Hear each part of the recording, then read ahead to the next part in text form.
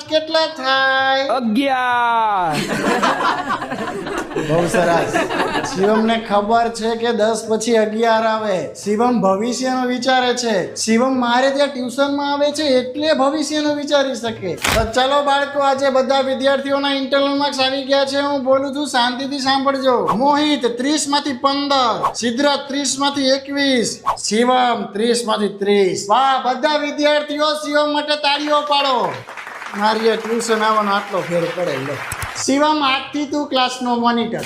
બાળકો, તમે બધા ક્યાંક ને ક્યાંક ટ્યુશનમાં તો જતા જશો, બરાબર? અને મને કંઈ પ્રોબ્લેમ નથી તમે ક્યાંય ટ્યુશનમાં જાવ તો, પણ થશે કેવું એમાં કે અહીંયા કંઈક અલગ ચેપ્ટર ચાલતું હશે, આપણે ત્યાં કંઈક અલગ ચેપ્ટર ચાલતું હશે, એટલે તમે કન્ફ્યુઝ થશો. મારા ટ્યુશનમાં તો જે હું અહીંયા ભણાવવાનું હોય ને આગળ